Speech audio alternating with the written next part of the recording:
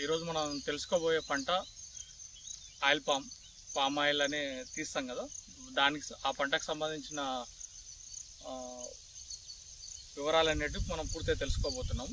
అయితే ఈ oil palm అనే పంటను ఎందుకు మన రైతు అనే అతను ఎందుకు దీన్ని నాటుకోవాలి, దీన్ని ఎందుకు పండించాలనే విషయాలు మనం తెలుసుకుందాం. దానిలో ప్రధానంగా ఉపయోగాలను ఉద్దేశించి ఏ పంటనైనా నాటుకోవడం జరుగుతుంది.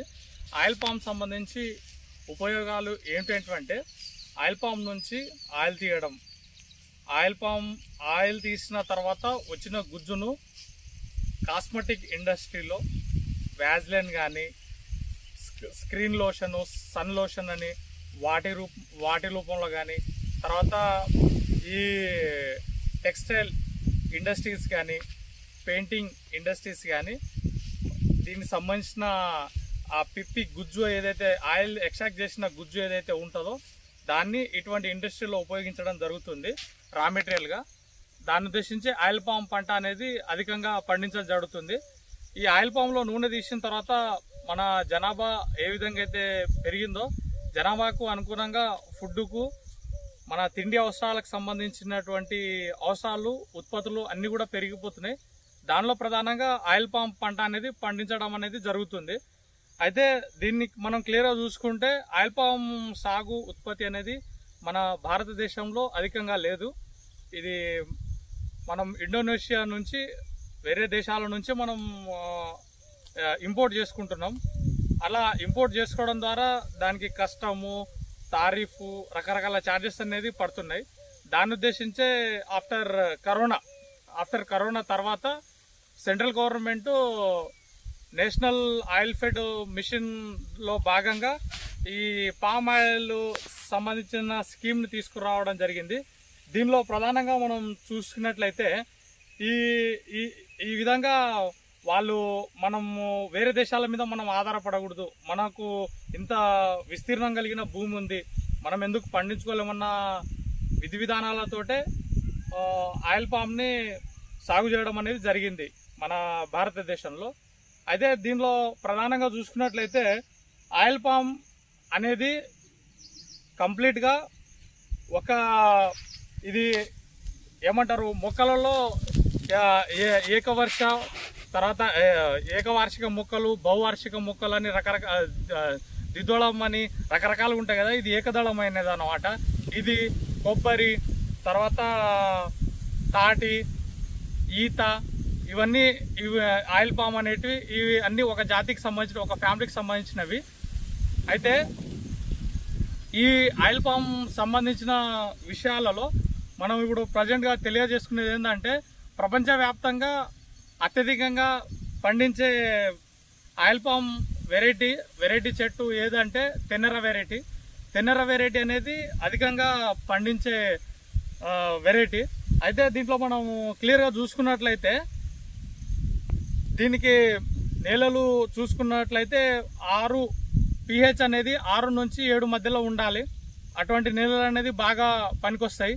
దాంట్లో మనం ప్రధానంగా చూసుకున్నట్లయితే ఎర్రరేగడి నేలలు కానీ, ఎర్ర చెలక సంబంధించిన నేలలు కానీ, నల్లరేగడి నేలలు కానీ, నల్లరేగడితో పాటుగా జరింత చెలక స్వభావం కలిగినటువంటి నేలలు కానీ వాటికి అనేది బాగా పనికొస్తుంది.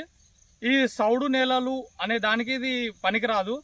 అంటే అక్కడ కూడా మొండిగా పెరగలుగుతుంది, బట్ ఈ మిగతా నేలల్లో వచ్చేంత దిగుబడి దాంట్లో రాదన్నమాట.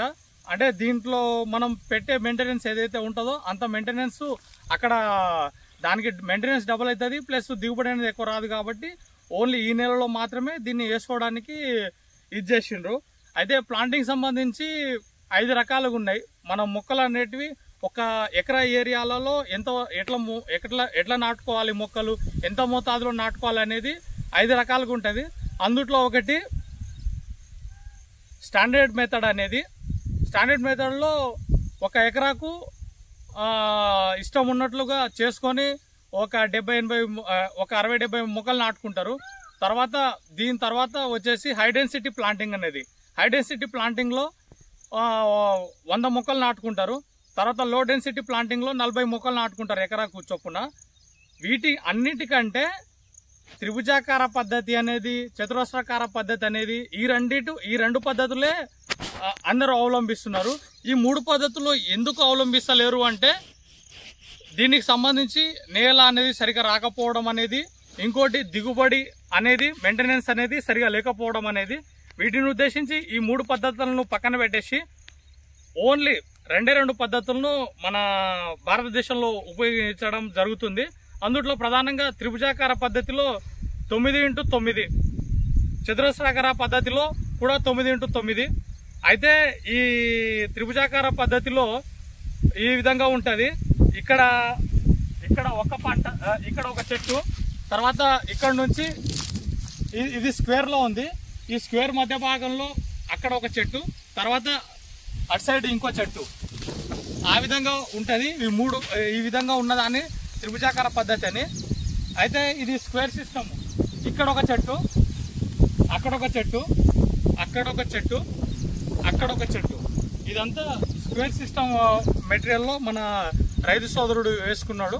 అయితే దీనిలో ప్రధానంగా మన వ్యవసాయం కానీ, వ్యవసాయము, హార్టికల్చరు, వీటికి సంబంధించిన అందరూ ఏం చెప్తారంటే దీన్ని పండించేటప్పుడు మొదట 1 నుంచి 4 సంవత్సరాల కాల వ్యవధిలో అంతర పంటలు వేసుకోవచ్చు అంటారు. అంతర పంటలు వేసుకోవాలి, కానీ అవి ఆరుతడి పంటలు ఏవైతే ఉంటాయో వాటికి సంబంధించి వేసుకోవాలి. అంతర పంట వేసుకోవాలని చెప్పేసి ఇష్టం ఉన్నట్లు దుక్కి దున్ని నేను వరి వేస్తా, అదేస్తా, ఇదేస్తా అంటే వీటి యొక్క వేరు వ్యవస్థ అనేది డిస్టర్బ్ అవుతుంది. ఈ విధంగా ఉంటుంది ఈ క్రాపింగ్ ప్యాటర్న్లా. అయితే క్రాపింగ్ మనము నర్సరీ నుంచి ఇది తెచ్చుకునే టైంకి దీంట్లో 12 నుంచి 14 ఆకులు ఉండాలి. 12 నుంచి 14 ఆకులు ప్లస్ 1.5 ఇయర్ ఉండాలి. 1.5 ఇయర్ కలిగినటువంటి మొక్క ఏదైతే ఉంటుందో దాన్ని మాత్రమే నాటుకోవాలి. అది కూడా ఇందాక నేను స్పేసింగ్ అనేది కూడా నేను చూపించాను. అయితే దానిలో ప్రధానంగా మనం ఒక దానికి నాటుకోవాలంటే ఈ ప్రాంతంలో మనం నాటుకోవాలంటే ఈ ప్లేస్లో మనం దీన్ని నాటుకున్నాం. అయితే దీన్ని నాటుకోవడానికి మనం ఏం చేస్తాం అంటే గుంత డిగ్ చేస్తాం. యాక్చువల్గా ఏ రకమైన ఉద్యానవన పంటలు వేసుకున్నా కానీ మనము దానికి గుంత పెడతాం. గుంత అనేది పొడవు 60 సెంటీమీటర్లు ఉండాలి, కింద డౌన్ సైడ్ 60 సెంటీమీటర్లు ఉండాలి. ఆ లోతు ఏదైతే ఉంటుందో ఈ ప్లేస్ ఏదైతే ఉంటుందో ఈ ప్లేస్ అనేది 60 సెంటీమీటర్లు ఉండాలి. దాంట్లో మనము దాన్ని ఒక 25%, 50% వరకు మాత్రమే కప్పాలి. అది కప్పడం కంటే ముందు దాంట్లో ఏమేమి వేయాలంటే, ప్లాంటింగ్ చేసుకోవడానికి ఏమేమి వేయాలంటే ఒక 100 to 150 గ్రామ్స్ వరకు యూరియా, తర్వాత 250 grams SSP or ammonium sulphate or single super phosphate అట్లాంటిది, తర్వాత ఒక 200 గ్రామ్స్ వరకు పొటాష్ అనేది, ఎంఓపి మ్యూరేట్ ఆఫ్ పొటాష్ అనేది వేసుకోవాలి. వాటిని ఆ విధంగా కింద డౌన్ సైడ్ వేసుకున్న తర్వాత మొక్క అనేది నాటుకోవాలి. మొక్క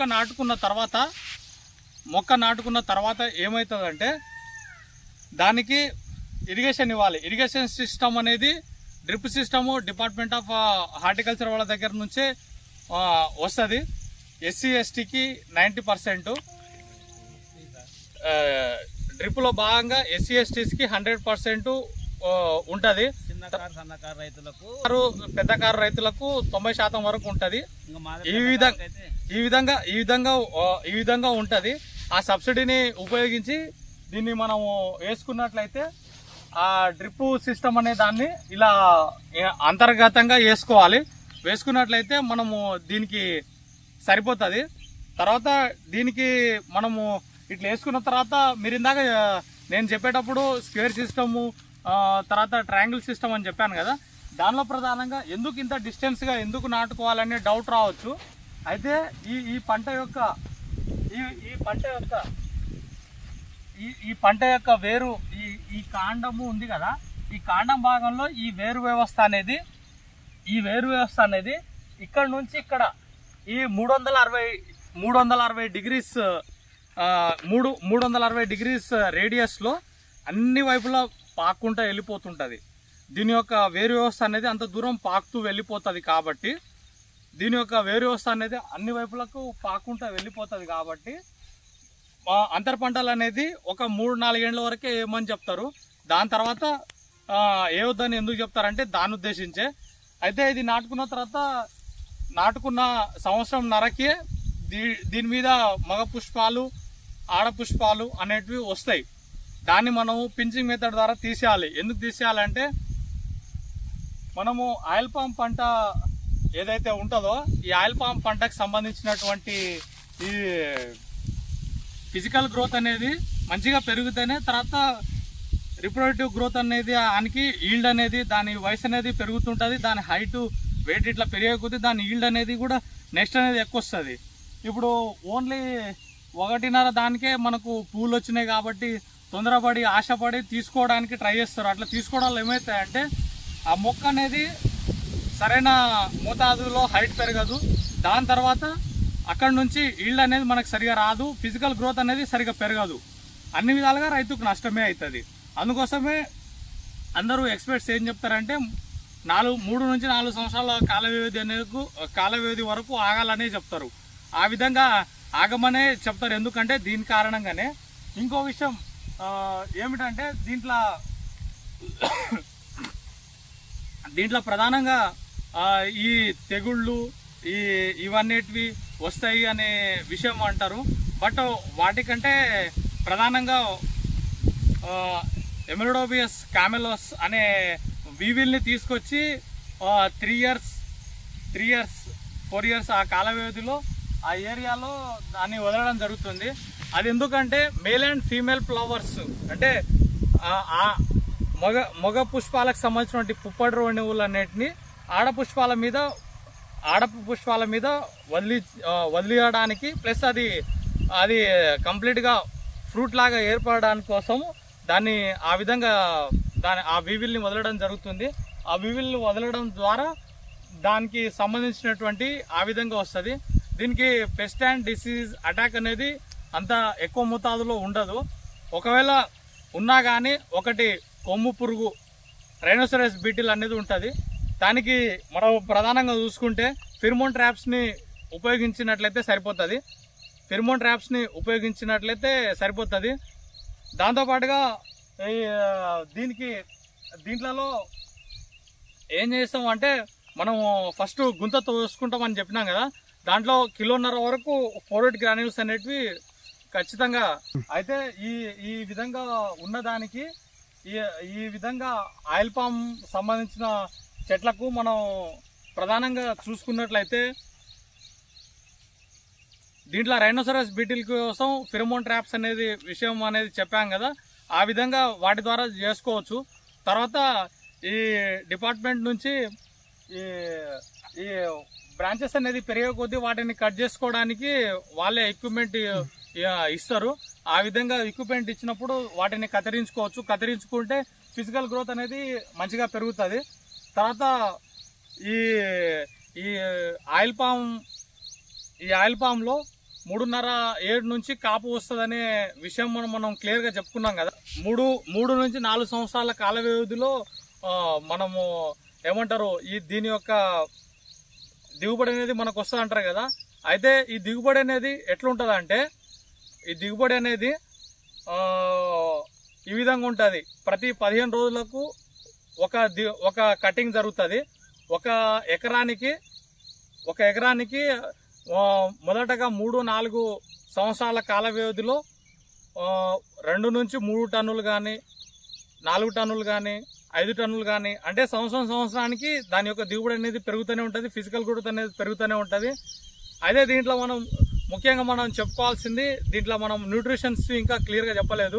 ఈ న్యూట్రిషన్స్ని మనం డ్రిప్ అనేది చెప్పినాం కదా, డ్రిప్ అనే ప్లేస్ దగ్గరికి వెళ్ళి మనము ఆ డ్రిప్ అనే భాగంలో మనము పోషకాలను అంటే దీంట్లో మనము మళ్ళీ ఫార్ములా 6 అనేది వాడరాదు. ఫార్ములా 6 అనేది ఇది కూడా పండ్ల తోట దానికి సంబంధించింది కదా, అంటే ఫార్ములా 6 అనేది దాన్ని వాడరాదు. ఫార్ములా 6లో కాపర్ అనేది ఉంటుంది. కాపర్ ఉండడం వల్ల దీనికి ఎఫెక్ట్ అవుతుంది. కాపర్కి ఈ చెట్టుకు అసలు పడదును, ఇద్దరికి అస్సలు పడదు. దీంట్లో ఎప్పటికైనా అని మెగ్నీషియం సల్ఫేటు బోరాను, ఒకవేళ కాయ గట్టిపడడానికి కాల్షియము, తర్వాత ఈ నత్రజని పొటాషు సింగిల్ సూపర్ ఫాస్ఫేట్ వీటికి సంబంధించిన మెటీరియల్సే మనము అధికంగా వాడుకోవాలి. ఫార్ములా 6ని అసలు ఈ తోటలో అసలు ఉపయోగించరాదు వీటికి, ఎందుకంటే అందులో కాపర్ ఉంటుంది. కాపర్ ఉండడం వల్ల మళ్ళీ వీటికి వాటికి యాక్షన్ రియాక్షన్స్ ఉల్టా ఉంటుంది. తర్వాత రైతు సోదరులు ఇబ్బంది పడతారు. ఈ విడివిడిగానే వాడుకోవాలి. మెగ్నీషియం సల్ఫేట్ కానీ కాల్షియం కానీ వీటిని అన్నిటిని విడివిడిగా వాడుకుంటేనే దిగుబడి వస్తుంది.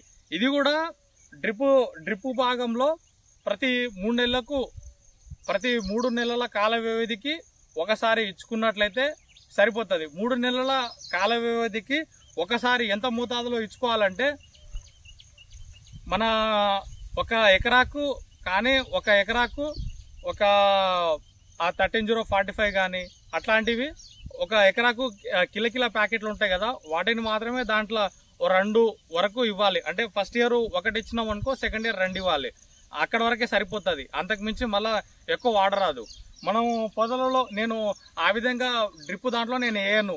నేను పొదలలో వేయాలనుకుంటున్నా అంటే ఆ ఏరియాలో నువ్వు జర పాదులాగా చేసుకొని ఆ పాదుల ఏరియాలలో మనము యూరియా కానీ సింగిల్ సూపర్ ఫాస్ఫేట్ కానీ పొటాష్ కానీ వేసుకోవాలి. యూరియా అనేది 250 గ్రాములు 300 గ్రాములు అంటే సంవత్సరానికి ఇది ఫిజికల్ గ్రోత్ ఎలాగైతే పెరుగుతుందో న్యూట్రియన్స్ తీసుకునే స్వభావం కూడా అట్లే పెరుగుతుంది. ఈ విధంగా ఉంటుంది. ఆ విధంగా పెరగడం అనేది ఖచ్చితంగా ఉంటుంది. కాబట్టి ఈ విధంగా డోసెస్ అనేది సింగిల్ సూపర్ ఫాస్ఫేట్ అయితే ఫస్ట్ ఇయర్లో సింగిల్ సూపర్ ఫాస్ఫేట్ మనం 1 కిలో వేసి సెకండ్ ఇయర్లో కిలోన్నర వేయాల్సి వస్తుంది. థర్డ్ ఇయర్లో 2 కిలోలు ఇవ్వాల్సి వస్తుంది.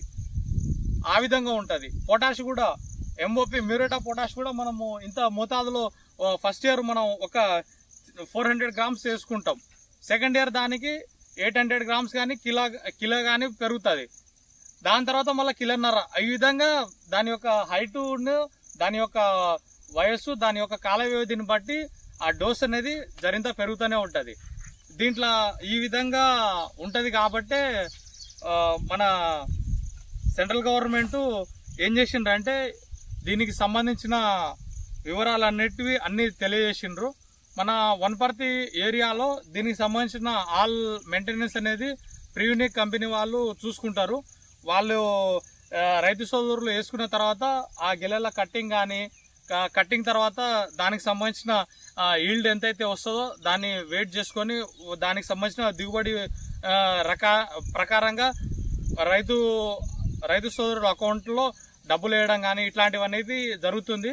ఆ ప్రీయూనిక్ కంపెనీ వాళ్ళు ప్లస్ రైతు సోదరులకు దానికి సంబంధించిన బైబ్యాక్ అగ్రిమెంట్ అనేది ఉంది.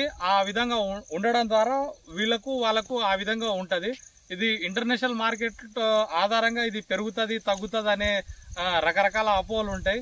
బట్ ఇది ఇంటర్నేషనల్, మనం ఇన్ని సంవత్సరాలుగా ఇంపోర్ట్ చేసుకునే తిన్నాము పామాయిల్ అనేది. మనము వీటిని అధికంగా పెంచుకున్నట్లయితే మనం తినంగా కూడా వేరే దేశాలకు కూడా మనం ఎక్స్పోర్ట్ చేయవచ్చు, ఎగుమతి చేయవచ్చు. అట్లా ఎగుమతి చేసుకోవడం ద్వారా కూడా దేశ యొక్క ఆదాయము మరియు రాష్ట్ర యొక్క ఆదాయం అనేది సంపాదించుకోవచ్చు. ఈ విధంగా ఉంటుంది. దీంట్లో ప్రధానంగా మెగ్నీషియం సల్ఫేట్ది ఒక లోపం ఒకటి వస్తుంది, తర్వాత పొటాషియంది ఇంకో లోపం వస్తుంది. వాటికి సంబంధించి మెగ్నీషియం సల్ఫేట్ అనేది సపరేట్గా వేసుకోవాలి. పొటాష్ది మనం ఎంఓపి వేసుకుంటాం కాబట్టి అది ఆటోమేటిక్గా సెటరేట్ చేస్తుంది. ఆకులు అనేటివి ఎర్రగా అవుతాయి. ఆ విధంగా ఉంటుంది. ప్రతి ఒక్క రైతు సోదరులు